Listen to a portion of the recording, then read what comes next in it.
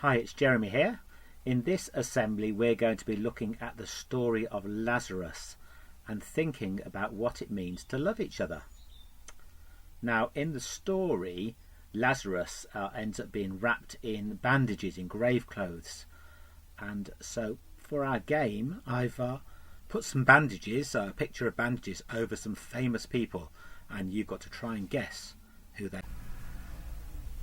So who is hiding behind these bandages? Make your guess now. If you need a few more seconds, you can always pause the video. Well, if you guessed Harry Kane, well done. It's Harry Kane hiding behind the bandages. And just to show, let's have a look at his picture. So here's our second picture. Who's behind the bandages? Not so easy perhaps, but the school uniform and the long hair you can just see some strands of might give you a clue. Remember, you can always pause if you need a bit more time. So we'll accept either Hermione Granger or Emma Watson for that one. Shall we have a look at our next person? Who's behind the bandages? Take a moment, have a look. Maybe the curly tail might give you a clue. And there we go. I think we have George Pig there, don't we? Let's have a look at the next one. So can you work out who's behind the bandages this time? Did you recognise our Queen? One more to go. This final one's actually a 3-in-1. So let's have a look at that. So we have three different actors but the same character. Can you identify which character from film this is? And there we have three different actors who are all playing James Bond. We're going to have a look at a story next about somebody who ended up being wrapped in bandages. But of course that's not the most exciting part of the story. It's how the story ends that teaches us about love, about God's love for us, and about showing love for each other. So let's have a think about the story of Lazarus. Today's story is from John chapter 11, and it's about three very close friends of Jesus. Jesus often spent time with Mary and Martha and their brother Lazarus. Sometimes he would even stay over at their house if he needed a place to sleep. He would share meals with them and just spend time chatting and hanging out. They were some of his closest friends. But Mary and Martha were very sad. Their brother Lazarus had got very, very poorly. In fact, he was dangerously ill, and the doctors said that he didn't have long to live. So Mary and Martha had sent one of their friends for Jesus. Jesus was actually quite a long, long way away from their home, so it took their friend a couple of days to reach Jesus. So it wasn't until 3 or 4 days later that Jesus arrived back at Bethany, where Mary, Martha and Lazarus lived.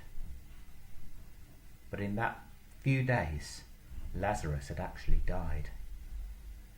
In fact, his body had already been wrapped in bandages, as was the tradition, and laid in a tomb, and a stone had been poured across the entrance. Jesus was really sad. He loved his friends. He even cried. Mary and Martha and Jesus wept for their brother, their friend Lazarus. Mary and Martha even said to Jesus, "Lord, if you'd been here, Lazarus would have been okay. We've seen you heal many people. Surely you could have healed our brother." Jesus said a very famous verse, "I am the resurrection and the life." He said, "You will see Lazarus again."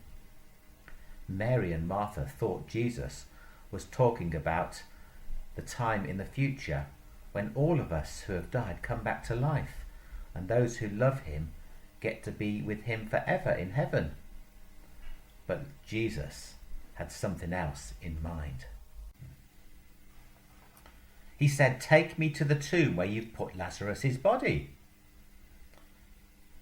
Now there were lots of people there wondering what was going on. So they all followed Jesus to the tomb. "What's he going to do?" they said. "Surely he doesn't want to go into the tomb where the body is. It's been there a couple of days. It's not going to smell very nice." Jesus stood in front of the tomb. He then called for the stone to be moved. "What's he doing?" said everyone. Then Jesus shouted at the top of his voice, "Lazarus, come forth." Everyone was stunned. "He's been dead at least 2 days," they said. What is Jesus doing? At first, nothing happened. Jesus shouted again, "Lazarus, come forth." Then, out of the tomb came this person, still wrapped in their grave clothes. As you could imagine, everyone was stunned. They were shocked. Some of them were even screaming, "What's going on? Is it a ghost?" Jesus unwrapped the bandages, and there was Lazarus. He was alive. These people had seen him dead, and now he was alive. What love Jesus showed to his friend. We're thinking today about love. Love is one of the key principles, what it means to be a Christian. And in that story, not only do we see the love that Jesus had for his friends, remember how he cried, how he wept when everyone was sad, but also the love that God has for us, the love that he sent Jesus, and that Jesus has the power over life and death, and that one day, because we love him and he loves us, we will be with him forever. There's a really famous passage in the Bible from a book called Corinthians. This is a letter written by Paul. That's the Paul who was once somebody who persecuted the Christians, but remember how he experienced God on the road to Damascus and changed and became a great teacher and leader in the early church. And he wrote lots of the letters we have in the Bible. And we're just going to read some verses from 1 Corinthians chapter 13, which are all about love. Love is patient, love is kind, love rejoices with the truth. It always protects, it always trusts, it always hopes, always perseveres. Love never fails. 1 Corinthians chapter 13, verses 4, 6 and 7. Here is a word search with some of the words from that reading we just had. So why not see if you can find some of them? You might need to pause the video while you try and find the words, and then in a moment I will show you where they are.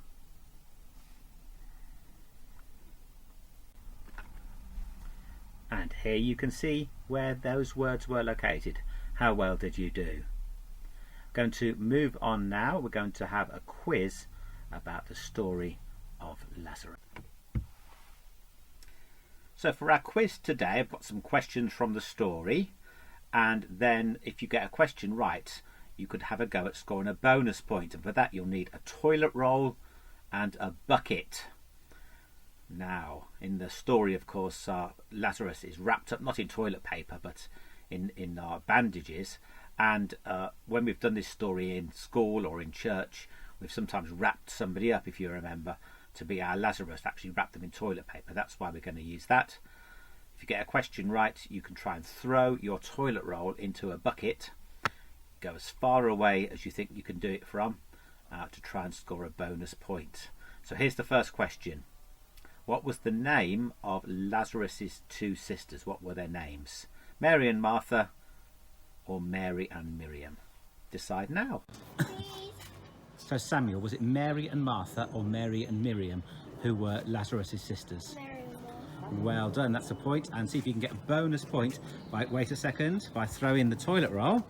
in the bucket. Off you go. Well done. Bonus point to Samuel. So when Lazarus was ill, Mary and Martha sent for their friend Jesus, but he wasn't able to come straight away. Why not? Was it because he was tired, or because he was a long way away? He was far away. Decide now. So Grace, why did Jesus take so long to get to Mary and Martha? Was he tired, or was he a long way away? He was a long way away. He was. Well done. Let's see if you could score the bonus. Oh, not quite. So our next question is, when Jesus did arrive at Bethany, where Mary and Martha lived, and he found out Lazarus had died, what was his reaction? Did he just want a bit of space? Did he go away by himself and find a quiet place? Or did he cry with Mary and Martha? What was Jesus' response to that sad news? So Samuel, what did Jesus do when he found out that Lazarus was dead? Did he cry, or did he go off by himself? He cried. He did. He wept. Jesus wept. Let's see what Samuel could do for a bonus. Yes, 2 out of 2. Samuel. So our next question is, where did they put Lazarus's body? They wrapped it in the grave clothes, as was the tradition, but what did they do? Did they put it in a box, or did they put it in the cave, which is also called a tomb? Where did they put Lazarus? So Grace, as the tradition was, they wrapped the body in bandages, but did they then put it in a box or a cave? They put it in a cave. They did. Okay, let's see if you can get it. Well done. And our final question, what happened when Jesus stood in front of the cave and said, Lazarus, come forth? We know that Lazarus came out, that we know that Jesus brought him back to life, but was Lazarus wearing his own clothes, or was he still wearing the grave clothes, the bandages that he'd been wrapped in? Make your... Wait a second. Grace and Daniel, what happened when Jesus called Lazarus come forth? Lazarus did come out of the tomb, but was he wearing his own clothes or his grave clothes? He was wearing his grave clothes, wasn't he, Daniel? Okay, so Daniel, see if you can throw it in. Go. Yeah. Well done, Daniel. Well done. This is a story that we can use to talk about love, talk about God's love for us, as shown in Jesus helping his friends, but also loving each other. And we saw Jesus was so sad when he heard the bad news about his friend, but he wanted to find a way to help. And there's a good example there of helping each other through difficult times.